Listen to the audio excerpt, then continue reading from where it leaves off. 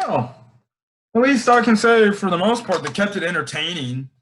But other than that, what can I say? What can I say?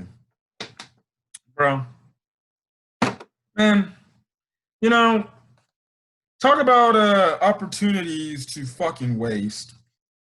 You have the Packers lose today, and then let's just say you're playing the Saints with no Emmanuel Sanders or no Michael Thomas. So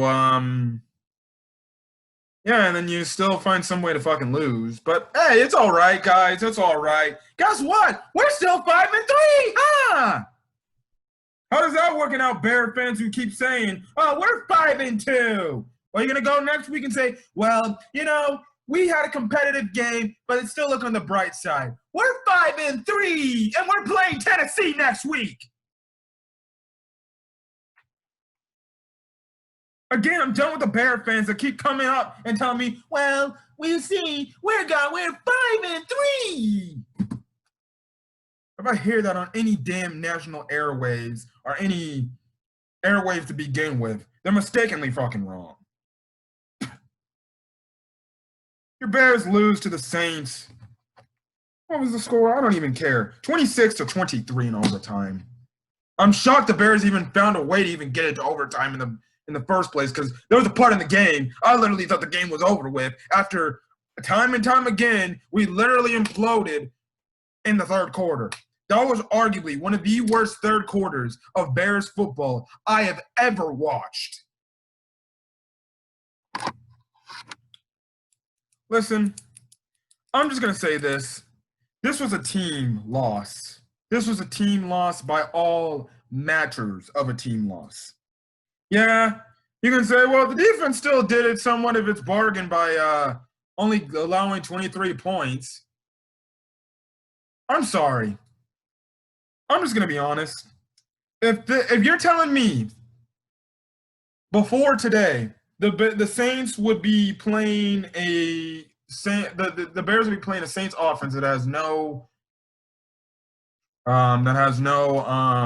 Michael Thomas, no Emmanuel Sanders, especially the way, and then even the way Drew Brees has been playing this season, not the best, but has been serviceable. And I'd probably tell you, oh, the Bears might win, or the Bears should win. Well, guess what? We were wrong. Listen, I'm gonna get the lead. I'm gonna get the thing out of the ways. There was many factors to why we lost this game. I'll predominantly say the implosion in the third quarter was what lost us this damn game. It really technically started at the end of the first half. For a majority of this part, we were up 13-3 of this game. It should have been 17-3, but hey, what do I know? Nick Foles don't want to go to Jimmy Graham in the freaking red zone. And we've been doing that every freaking time. Okay. But then again, what do I know? Because Jimmy Graham might have probably dropped it, because he dropped passes all night tonight. Anyways, what I mean is, and this is what you can say, this is going to be the only thing I can say about the defense that was bad. Now, for the start of the game, the defense was not the best, because I was getting into a pattern when I was looking at these Saints drives. I'm looking at it, I'm like, they're running the ball, and they're checking down to the running back every time. And Drew Brees has yet, in that point in the game, not thrown the ball down the field. Okay. Maybe we should just start blitzing guys and man covering guys, and maybe that might work. Eventually they do that, and then eventually I'm like, okay, if we do that, that should be an easy win. Oh, not wrong. Wrong again. I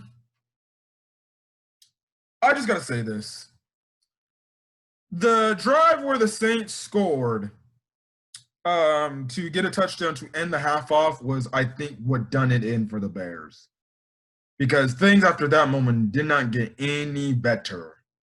And what I mean by this is The Bears defense let the Saints go down the field and score a touchdown. So we have a point in this drive. The Saints are on a 3rd and 13. What is the one guy that was honestly like probably the biggest threat on the Saints offense? Alvin Kamara. They run a simple screen pass, picks up damn near almost a first down. One, I'm questioning, why is there not somebody keying in on Alvin Kamara? Two, how do you let a screen pass on a 3rd and 13 almost go for a first down?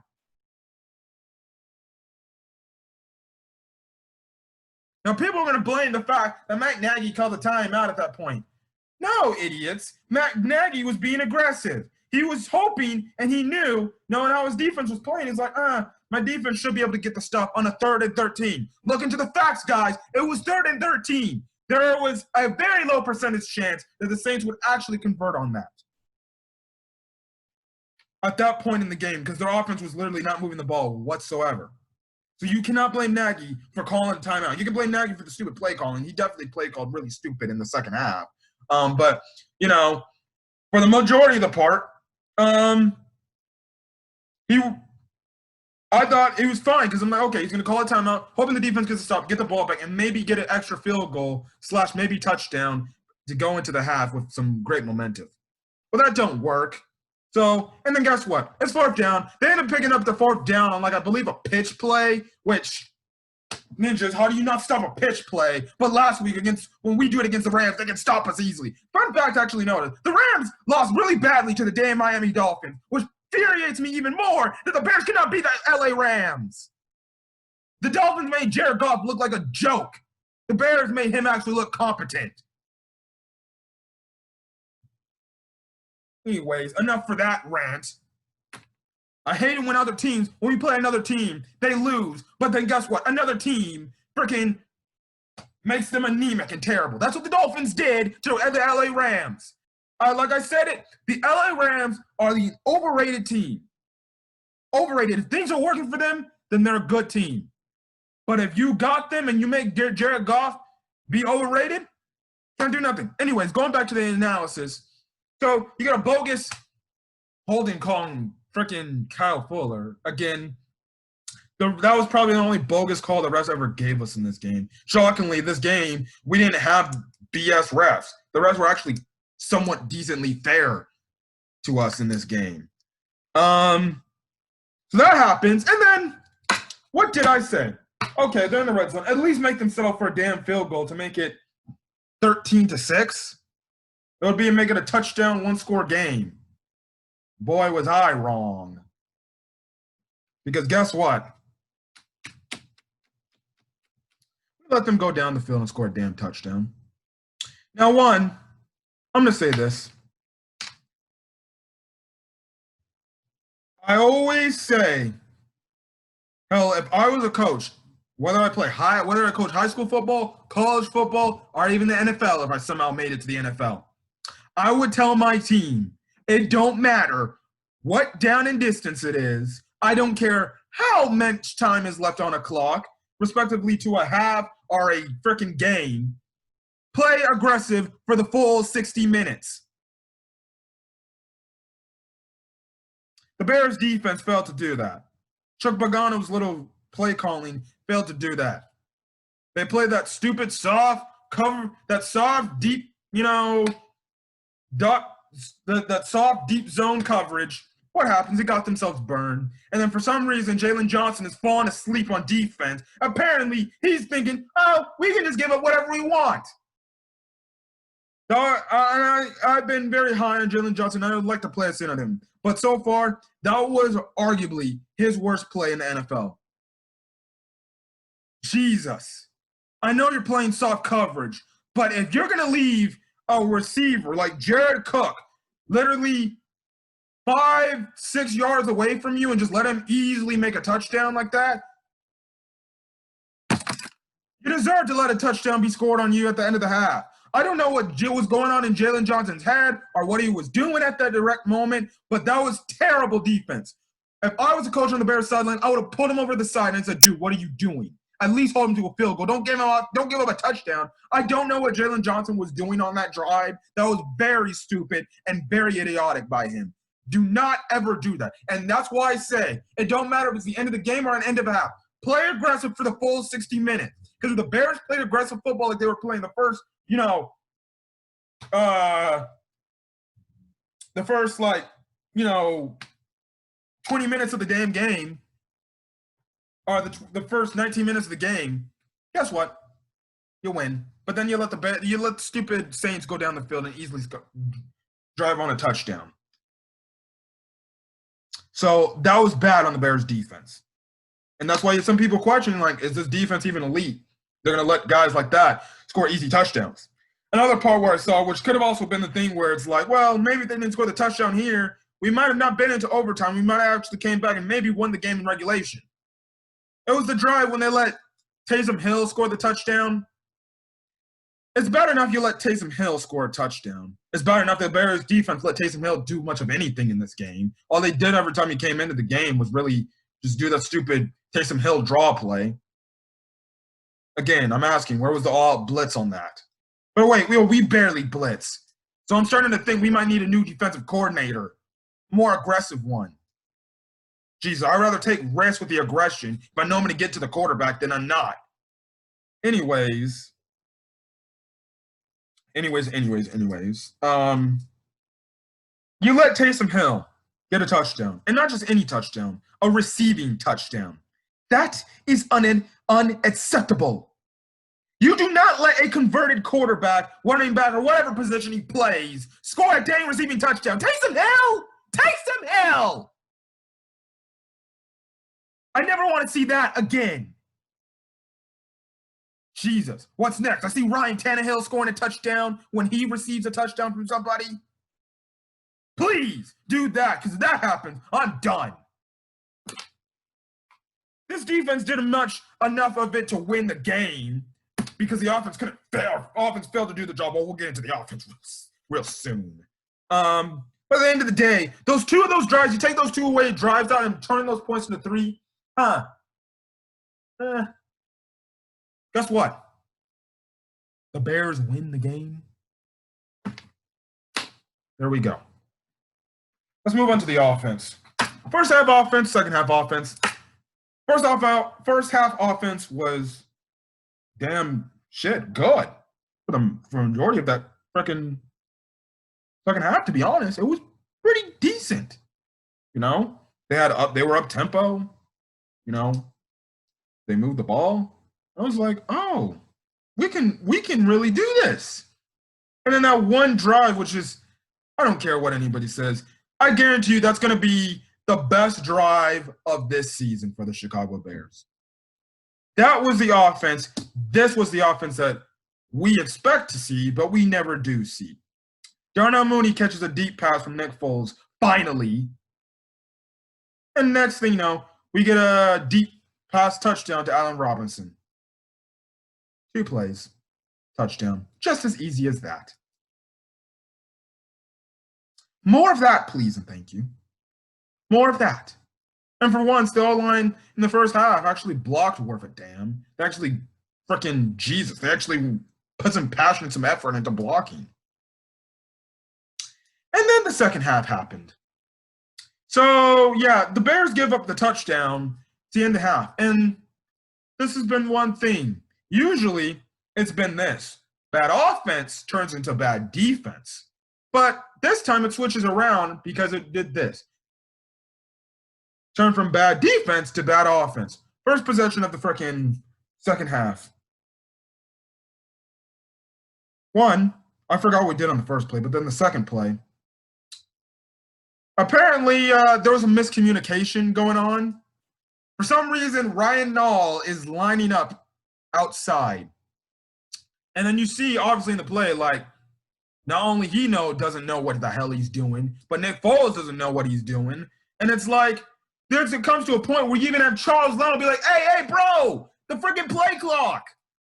And then guess what? You get a delay of game and pushes you back, and the drive is actually ended. I don't need to go on with nothing. One, I'm just going to say this. Do not put players in the game if they do not know what plays to run. So I don't know if that was on Nick Foles or Ryan Nall. Maybe it was on Ryan Nall. But if he doesn't know what he's doing, do not play him. There's been a reason why he hasn't been called up to this damn team so many times. And it's like the one in a lifetime opportunity he gets a chance to be on the team, but he barely plays. So do not put guys in positions to freaking do anything. If that wasn't bad enough, that gives the Saints a short field. So you have to eventually kick a field goal to tie the game. Get the ball back, and you think things couldn't get any fucking worse. You thought things couldn't get any worse for this offense. Well, damn. I guess they did, because apparently Javon Wims wants to start fights for no reason. I don't care if he's sticking up for his damn teammate, Anthony Miller. That was irresponsible, and that was stupid. Either the dude needs to be suspended for a week from this team, or he needs to be cut immediately. I don't know what he was doing, because I saw the replay. Number 22, even though right now he's probably not the most liked person by Bear fans, because he did talk a lot of shit this game. I'm not going to lie, he did. And I want the Bears to win so the Bears could go up into his face and talk all that junk? Yes, I do. But still, he was minding his own business, not doing much of anything. And just because he freaking did something to Anthony Miller, like, I don't know, touch his face mask or something, you know, move on to the next play. Javon Wims gets a smart idea, so I guess apparently rip his chain or fake rip a chain, and then freaking slap or punch him in the helmet. And then play it off like the Saints caused the fight. Like, you got number 22, like, as the dude's getting hit, as he's getting hit, he's like, bro, what the hell is this guy doing? And then guess what that happens? That ends up becoming a personal foul. The offense, takes the brunt of it, takes the fault of it, because Javon Wims, dumbass, he gets ejected, rightfully so. He should be cut, or if not, suspended for a week from this team, from team activities, and shouldn't be coming to the game in Tennessee next week. And then after that, things couldn't get any worse than that, right, guys?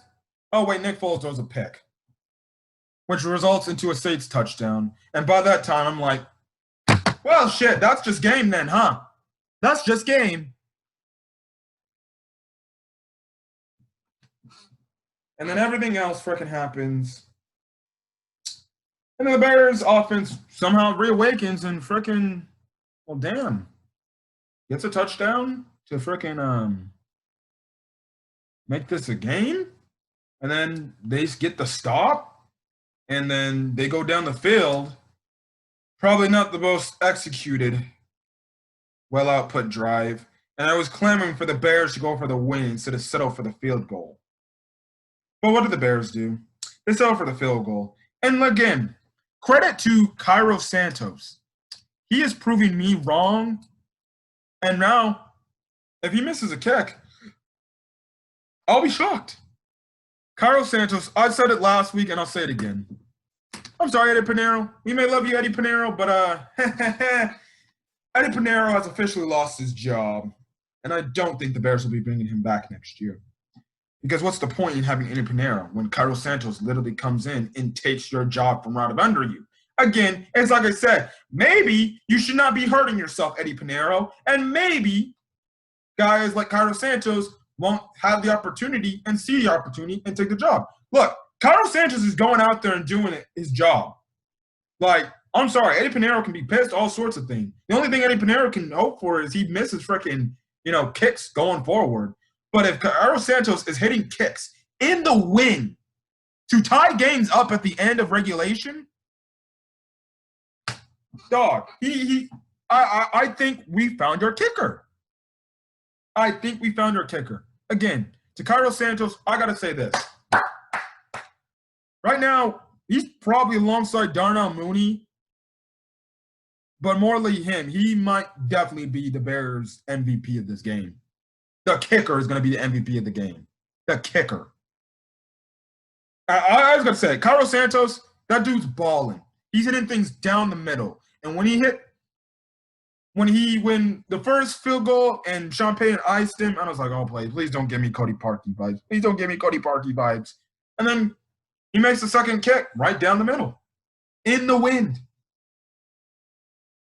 So, credit to him. Credit to him for making them kicks, especially in a very windy environment like tonight for Chicago. Well, I'm in California, which was 90-degree weather today. Credit to him. He was probably, like I said, the MVP of tonight's game and probably the best player in the game. Probably honestly, really the only bright spot other than Darnell Mooney in that one drive where we scored the touchdown was probably the only bright spot. But everything else was utter garbage. The Bears shot themselves in the foot. That's the way the Bears lost this game. They shot themselves in the foot. They were dropping passes late in the game. In overtime, when you had a chance to go win the game, you had a drop by Anthony Miller. You had another drop by Jimmy Graham, who was dropping balls all night tonight. And, because of it, that happens. And then you let the Saints march down the field and go get the game-winning field goal. And then that's it. The Bears shot themselves in the foot. Bad play calling, bad offense in the second half, and just bad execution. Bad execution. Drop passes. The Bears shot themselves in the foot tonight, guys. The Bears shot themselves in the foot tonight, and that's why they lost. I'm telling Bears fans, guys, prepare for a long losing streak. I'm telling you, man. Prepare for a long, and I mean a long losing streak. And also, there was a point in the game where Bear fans were clamoring to have, Mitchell Trubisky back in the game. Guys, the only way we see Mitchell Trubisky back in a quarterback is if Nick Foles gets hurt or if he's in there for them stupid gadget plays and becoming a Taysom Hill of a player like we saw today. But other than that, guys, if you think Mitchell Trubisky is going to be coming back in for Nick Foles because Nick Foles is going to be benched, look, I know Nick Foles isn't nothing to laugh about and he ain't playing great himself. He's playing like crap at some points in the game, but listen, guys, if they go back to Mitchell Trubisky, they're going to lose that locker room, and the players are going to be like, bro, what the fuck are we doing? You can't go back to him. Again, like I said, okay, yeah, you'll be like, well, the writing's on the wall, the play calling's bad. Okay, that's fine and all, but what happens if you put Mitch back in and he still stinks up the joint? Yeah, so it was a waste of time. And plus, you're going to lose the locker room, and the locker room can be like looking at the coach and be like, bro, get the hell out of here. Listen, I just don't care. I just don't care anymore. Like, seriously, this game was very winnable. If we had a competent offense, a competent quarterback, a competent offensive line, we blow the Saints out easily. That Saints team is not better than us. I don't care what anybody says. If you're telling that Saints team is not better than us, and that's without Michael Thomas and Emmanuel Sanders. With Michael Thomas and Emmanuel Sanders, we would have more than definitely lost this game. But seeing this, we should have definitely won this game. Very winnable game. Very winnable game. And it's going to be like one of those games on the schedule. Like, oh, we should have won that game, but we shot ourselves in the foot too much. So now we're on a 2-game losing streak, and it's only going to get worse, guys, because we're playing the Tennessee Titans in Tennessee. With Derrick Henry. We know how he runs the ball. And I guarantee you, too, because the Tennessee Titans lost to the Cincinnati Bengals, so you already know they're going to be mad as all get up for losing to the Bengals. Now, maybe the Bears can take them surprise because apparently Tennessee doesn't like to play against teams, that aren't on their level, and they play down to the opposing team's level. So, yeah, but I expect Derrick Henry to run all over this Bears defense. If we cannot stop runs like an Alvin Kamara, Derrick Henry's going to have a field day. He's going to have a field day. So start preparing to rip your hair out when the Bears can't stop the run, because I'm telling you, Derrick Henry's going to run all over us. Look, I want to give a quick game preview for the Bears-Titans. Listen, I'm going to say stop the run and make Ryan Tannehill beat you. That's the only thing the Bears got to do. Make Ryan Tannehill beat you. And then on offense, God, score however way you need to get some points on the board. That's all I can say. But anyway, the Bears lose. They shoot themselves in the foot, and I'm not confident the Bears will win games going forward. Because after that, we play the Minnesota Vikings. And if Dalvin Cook runs like he did against the Packers today, we're also going to lose that game because Kirk Cousins doesn't do much of anything. And then after that game, we play the Green Bay Packers. And I guarantee you, Not Jamal. I think it's Jamal Adams. Their starting running back's going to be back. And against Aaron Rodgers? All right. Yeah, we're done. We're done. Honestly, I just say lose out the rest of the games and get a good draft pick. You might be in the range of maybe I wouldn't say 5. You'd probably be a top 10 pick if you lose out the rest of the season. I don't know, go 5 and something. Hey, that's when you can get your quarterback, the quarterback that at least a decent quarterback that's still left in there. Apparently the Bears are looking into Trey Lance. Apparently he's, I guess, good. Okay. I just say this. Listen, we need a quarterback. I just say lose out the remaining part of your games. I just say lose out the remaining part of the games and go into next year. Get your quarterback and drop offensive linemen. That's my plan. That'd be my plan. I know I'm saying, well, you sound like you're tanking, but listen, this offense, man, dude, we really need a quarterback bad. Like, we really need a quarterback. Like, honestly, at this point, what can I say? I'm over here, even though the Chargers had a terrible loss today, I'm looking at Justin Herbert, and I'm like, wonderful. Another quarterback that is going to be a great, successful quarterback for another team for another decade, at least. And what do we have? Nothing, because the Bears fans, it's not like Bears always rotate their quarterbacks. That's why I say tank the season and freaking do anything. You're not going to get the first overall pick, so getting a Justin Fields or a freaking getting a Justin Fields or Trevor Lawrence is out of the picture. That's all I can say. I guess you do go for maybe a Trey Lance or whatever else, or a Kyle Trask or something like that. I think they're pretty decent quarterbacks. Well, I don't know. I think Kyle Trask is a pretty decent quarterback. He might be a good, serviceable quarterback in the NFL. I don't know much about Trey Lance because he played at Carson Wentz's college, North Dakota State. But if this Trey Lance is apparently as good as I've been hearing, then maybe the Bears should just tank and get maybe a top 10 draft pick and hope that no teams pick him up. Listen, that's what I got to say. Regardless of where we finish out in the draft, that's the first thing the Bears got to address. They got to get a starting quarterback. They have to get a quarterback. So, if this is a year where we just lost so many games, I would say just take the rest of the season and tank so you can get a Trevor Lawrence or Justin Fields. But, hey, it's not going to happen. So, anyways, the Bears lose. And I'm not looking any forward to the future for this team because, man, it's going to be tough to watch next week, I'll tell you that. But it definitely was an easy watch tonight. Anyways, I'll see you guys next week for Bears versus Tennessee Titans game recap. So till out of then, guys, it's been Camera 15. If you guys like the video, leave a like. Put in the comment section you thought about the Bears. Do you think the Bears should just lose out on the game so they can go find a competent quarterback? Like, literally, I don't even care if they pick up damn near Colin Kaepernick. Give us a competent quarterback. That's all I'm asking for. Anyways, guys, yeah, that's all I gotta say. So yeah, again, put in the comment section your thoughts on this game and stuff like that. Hit that subscribe button to get more Chicago Bears content as well. If you are subscribed, hit that notification button to get every upload to the channel I provide or any update for anything of the Bears wise. Oh, yes, another thing I forgot to mention. Dwayne Harris is the punt returner. Can I just say this? He was much better than freaking Ted Ginn Jr. last week. At least Dwayne Harris was actually fielding punts, unlike Ted Ginn Jr. Instead of inactivating Ted Ginn Jr., just freaking cut him. Save us some money. So, yeah, hopefully – so, anyways, I'm going to get over. Hopefully, you guys have a great rest of your night, even though we lost. At least make something out of this night. As well as stay safe out there, not only because of the virus, but stay safe out there because obviously Election Day is coming up, and we know there are a group of people out there that are very crazy. So, stay safe out there, guys, literally. I mean it literally and figuratively. Stay safe out there because we know things will definitely be happening in the next couple of days. Anyways, guys, I'm going to get out of here. Hopefully, you guys like the video. And, yeah, still then, guys, peace.